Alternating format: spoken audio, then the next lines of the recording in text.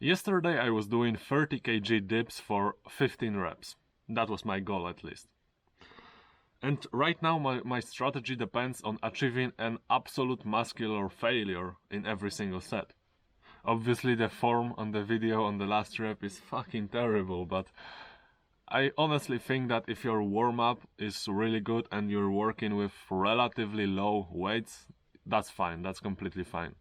So many people on the internet say that you should never train to failure because you lose out on an opportunity to do more sets and more volume overall. And I completely agree with them, but there are times when training to failure can be beneficial. For example, you're supposed to do 3 sets of maximum reps, but 1 rep away from failure. And from my personal experience, aka bro science, when you do 3 sets of maximal reps with 1 rep in the tank on each set, and you do 2 sets of maximum absolute failure sets, the fatigue on the body is pretty much the same in both cases. And the only difference is that on the first case you got more volume, and in the second case you got more intensity. That can be good for 2 reasons. The first one is that if you ever researched hypertrophy training, you probably stumbled upon an advice that the main key factor that provides hypertrophy is volume. So if you do less volume and more intensity, like in case 2, then you will build more pure strength and you will build less muscle. I actually don't know anyone that has such goals, but I know that people in sports that have like weight classes like powerlifting or MMA often train like that. They don't want to build any muscle, but they want to become stronger. I was also really interested in that topic for a few weeks because I weighted 92 kg. That's, I think it's like 200 pounds, 200 something, and I was scared that when I build any more weight, then it will be more difficult for me to do all these acrobatic trainings. Heck, I even researched how to lose muscle and keep your strength, because I believe when I will be lighter, then all these flips will be easier. But I didn't like the idea of restricting my food intake, so that's why I didn't do it.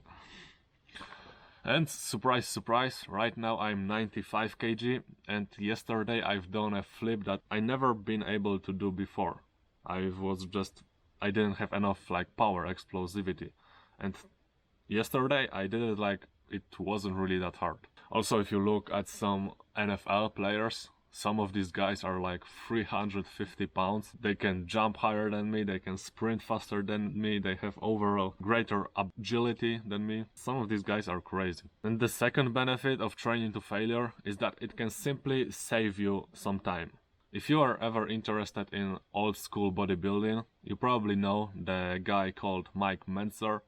He basically developed his own training program, he called it Heavy Duty, and basically you were doing 1 workout per week, maybe 2 sets of exercise per muscle group, and go into an absolute failure. Training program lasted for like up to 1 hour, and he was able to compete with all of the biggest bodybuilders in the times. He almost became Mr. Olympia, so clearly his method worked. Mike basically speculated that if you replace all the hours spent in the gym building up that volume throughout the week with just a few sets of absolutely destroying your muscles. And that's a really interesting idea. Earlier I said that volume is a main driver of hypertrophy, and this case is just the opposite. He was doing very little volume and very high intensity, and he still built muscle. I personally don't really understand how that worked.